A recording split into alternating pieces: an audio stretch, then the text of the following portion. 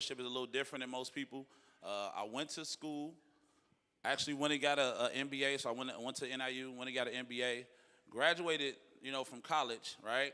And after graduating from college, I wanted to work in sports. But what happened was the NBA and the NFL was in a lockout, so I had to get started some kind of way. I started working at LA Fitness. I really don't like to tell people that no more because I ain't still that same size no more. But the LA Fitness thing, I remember working 6 days a week, 10-hour days. And that was my thing before, going into what I do now. The crazy situation that happened next after that, and this is actually my way of my transition into entrepreneurship, is my mother ended up passing away, all right? And when my mom passed away, she basically had a life insurance policy through the company that I partner with. And so when they came to bring over the check, I just so happened to be at home. This is how I know it was God, y'all. I worked 6 days a week, 10-hour days. Never was at home. On my off day, I used to go to my girl's house, so I wasn't at home. But when the lady came over there, she just so happened to talk to my dad about investing money, and I was there at the house. She continues to talk to him about investing the money. She says, "Who is that guy over there?" She was talking about me. I want to talk to him. And so my dad tried to block the blessing at first. He told him that I wasn't interested. He focused on sports. And he always said that he was only saying that because he was like, I put money in for you to go to college. And so as my dad is telling her, as I say, blocking the blessing, my dad is like, no, he's not interested. But she kept being persistent. I guess she bothered my dad enough that I guess he came in the room and came and told me to come talk to her. So as I came in the living room, I wasn't really interested, really trying to talk to nobody. It was like 9 o'clock in the morning. The lady was talking about insurance. I really knew nothing about insurance at that time. This was my first, close death that I knew that insurance was even involved, So when she talked to me, she said, you know what? Would you like to go into the financial arena? And I was like, nah, lady, I'm not interested in that because you think about it. When I thought about finance, I thought that was a cubicle job. I thought that was somebody probably crunching numbers or something like that. Didn't know really what it was about.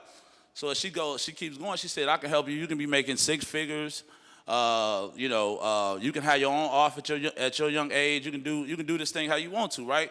That stuff went over my head. I knew nobody legally making no money like that from where I was from, right? I didn't see that example with too many people. And I always tell people, the world is about examples, man. I think that's one of the biggest things that I teach, like with my organization, about examples. Because of our last president that we just had, everybody think they can be the president. Y'all see that? That's an example, right? Because of the president before that being President Obama, right, it's people of color that think they can be the president, right? They think they have an opportunity. And that's what it is about examples. So I didn't really have that example. I think some of my mentors or examples, of course, the pastor, everybody know that. The pastor is one of my mentors, one of my examples. I had a guy in the neighborhood who was a business owner at the time. He stayed on the block from me. Those are the only people that I knew that was doing stuff the legal way. I'll leave it that way. So that I saw as an example that looked like me. And so fast forward, the lady asked me, could I use an extra $1,000, y'all? That's how I got involved in finance altogether. She asked me, could I use an extra $1,000? I told her yes, and that's how I got to the office. So I always say that you never know, man. You got to meet people where they at, humble beginnings. Everything that's big started small. I'm going to say that again. Everything that's big started small, so it had to be Amazon. Started in the garage, right? Coca-Cola. Sold 4 or 5 bottles their first year. So, at that time when she talked to me about $1,000, that's what caught my attention. I came to the office, didn't really know too much, man, and got started. And after my first month, which, I got some clients in here, but my first month, I got started. And in my first month I got started, I saw myself make a couple grand, and I still had my full-time job. And see, to me, I was able to see, like, hold up, time out. I'm working a full-time job, working 60 hours a week. I took a couple hours out my month and made, a couple grand. And so to me, that's all I needed to see. I was like, man, I think I can do this full time. Now, my dad told me I shouldn't do that, right? He told me that I should stick to sports. He said I didn't look like a financial advisor with all that type of stuff. But I always laugh because what does that look like before somebody is there, right? What does that look like? But, it's funny. But, if I ask my dad right now some of the stuff that he said when I first started, he said he never said that. I never said this. I never said that.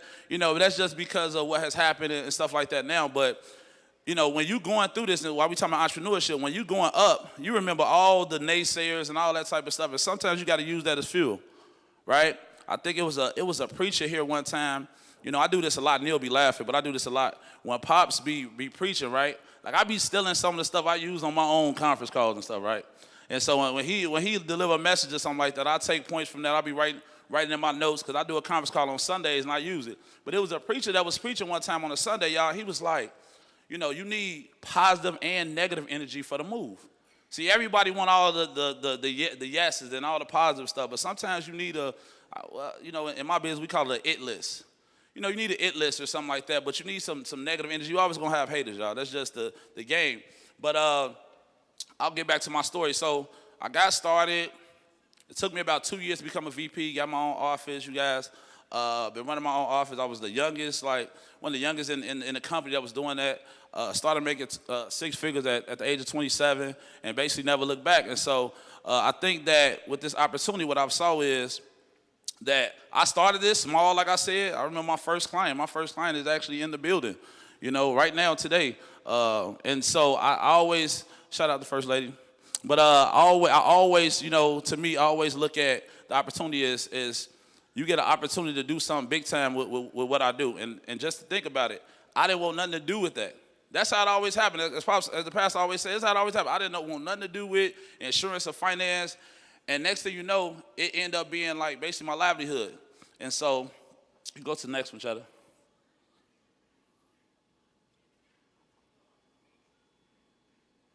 All right.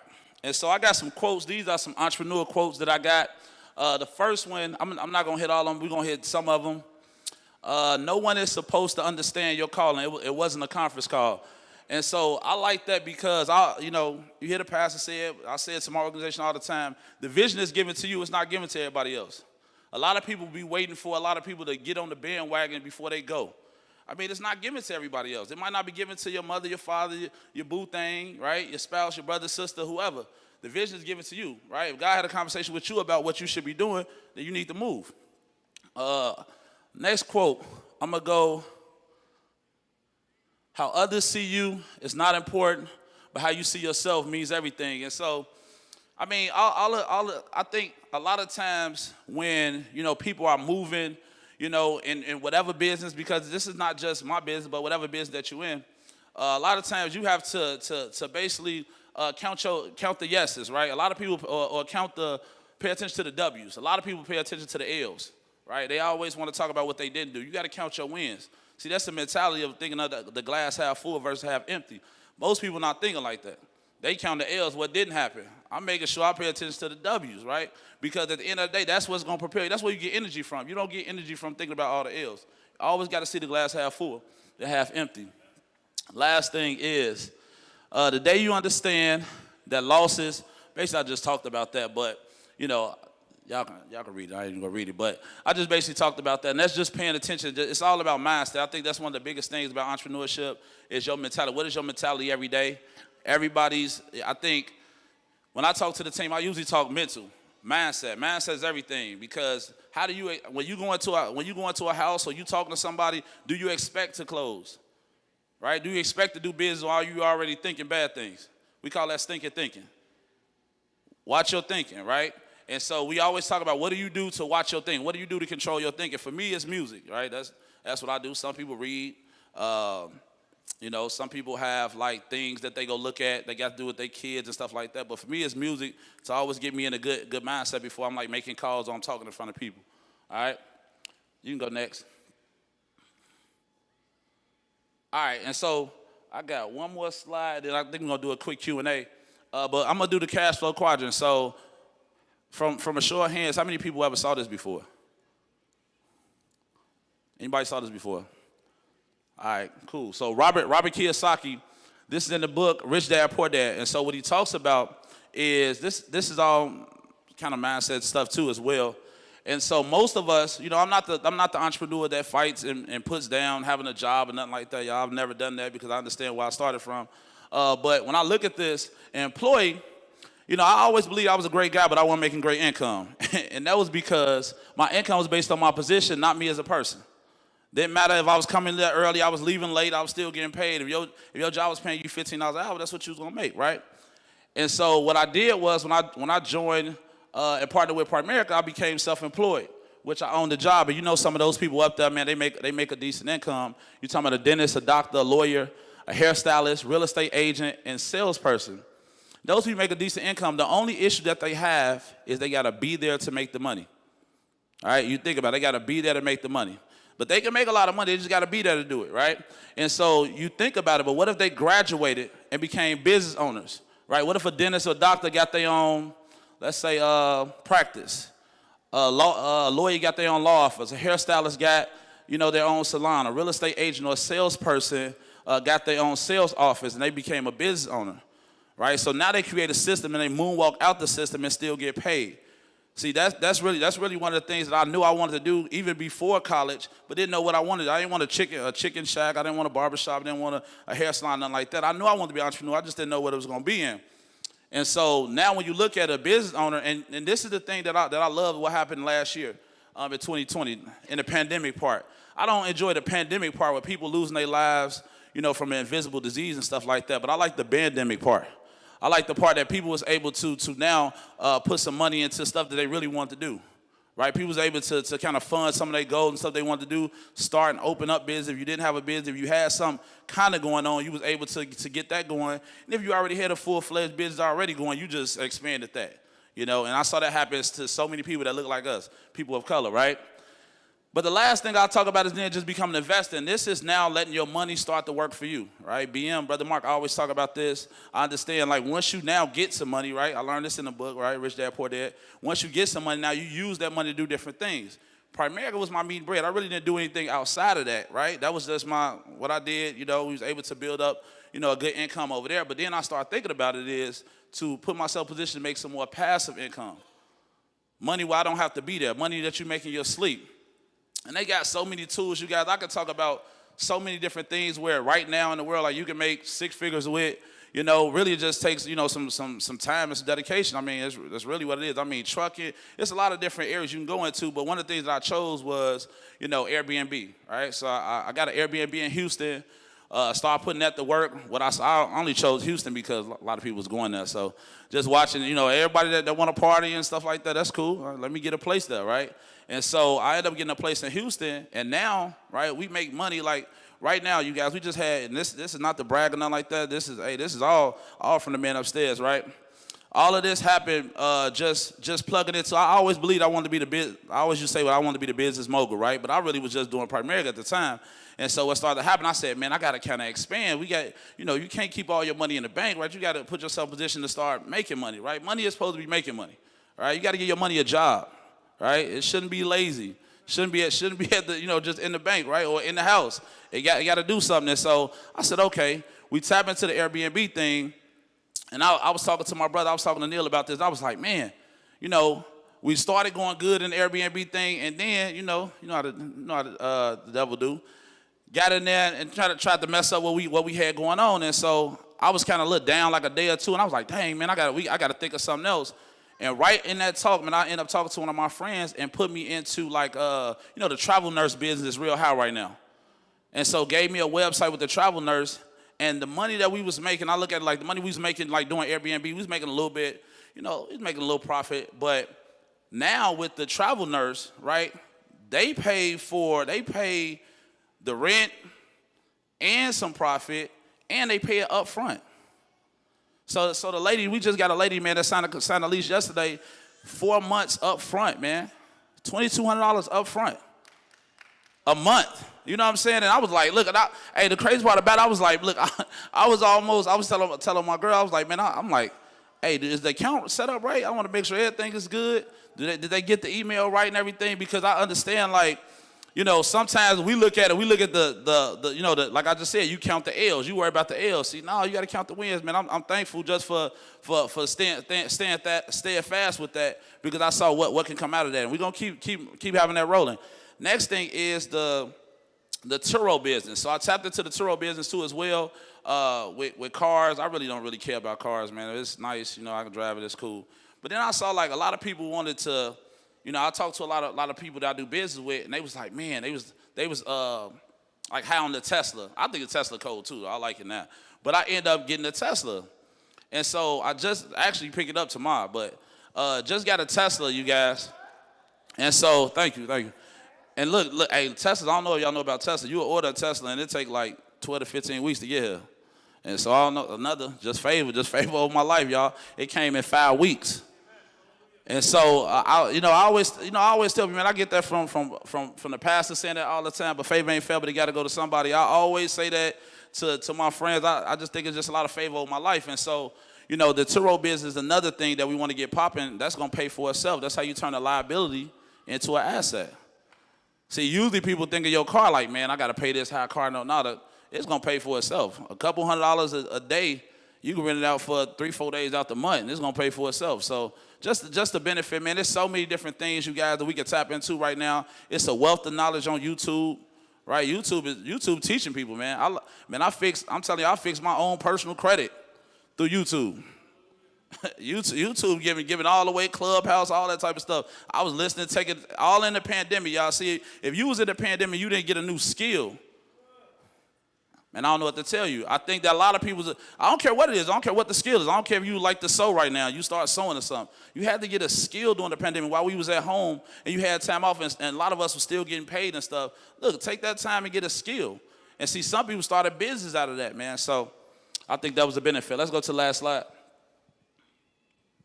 As I go to the last slide, this is what I was talking about earlier. As I said, like, I've never been the entrepreneur to say, hey, forget the job and all that type of stuff. I think that if you have a job, look, just use your job. Use that income to kind of fund your goals and dreams. You just got to understand and have a plan on what you want to do.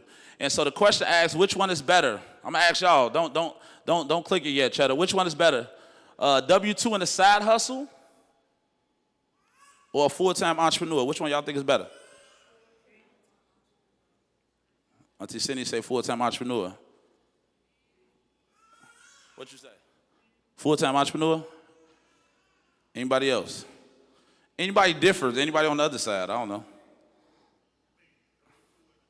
You say W-2 on the side hustle, right? Let's go, Cheddar.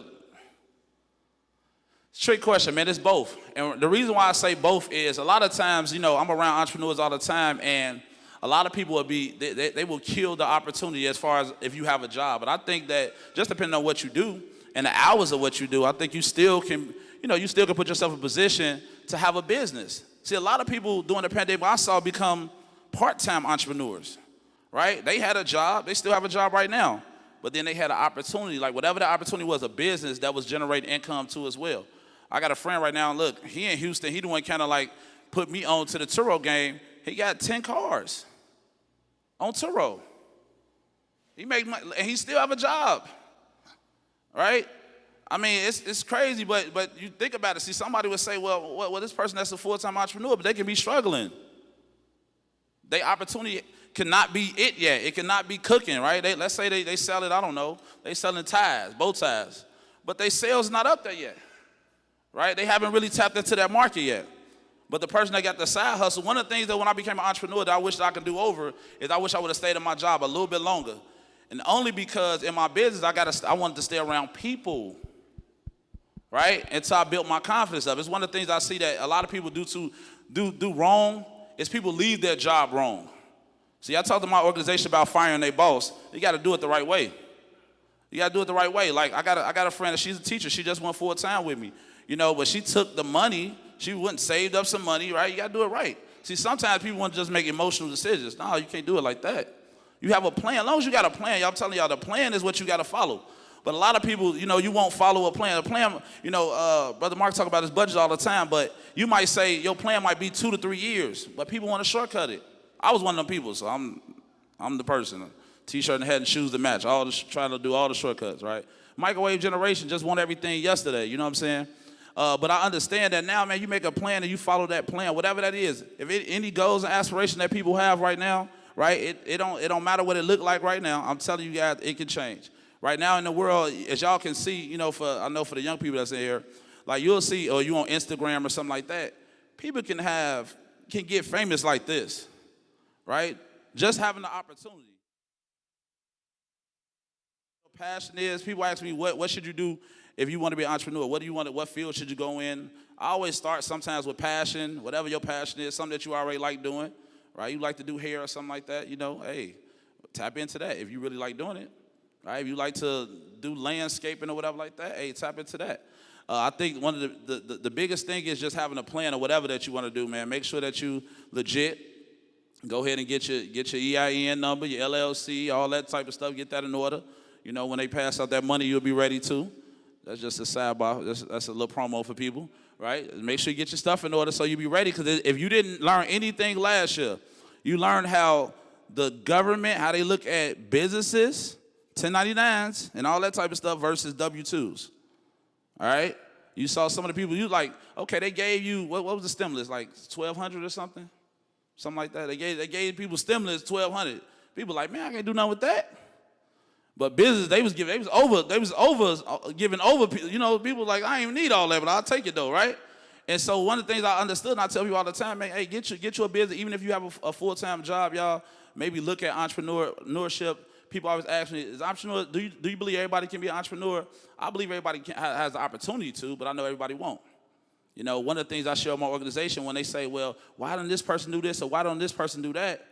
Hey, the person may not want to do that, y'all, and hey, it's cool to them. You know, one of the things that I tell my organization is, look, if somebody don't want to do it, look, it's still, our opportunity that we have, if everybody did the opportunity, it wouldn't be an opportunity no more. That's how you got to look at it. If everybody, you still need somebody I need a pilot to fly planes. You still need that. We still gonna need that. See, we not, if everybody want to be an entrepreneur, everybody want to do what you, everybody can't do what you do. All right? And as I go back to my original thing, man, the vision that's given to you is not given to everybody else. So stop waiting for everybody else to jump on the bandwagon and follow whatever your goal or dream is. It was given to you. It was given to you for a reason. That is all I got. Thank you for your time. Oh, questions. You want to lead it? Yeah, questions.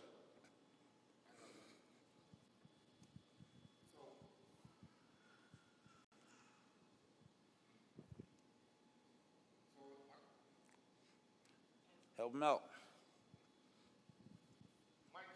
We can hear you good. You loud. My question is this.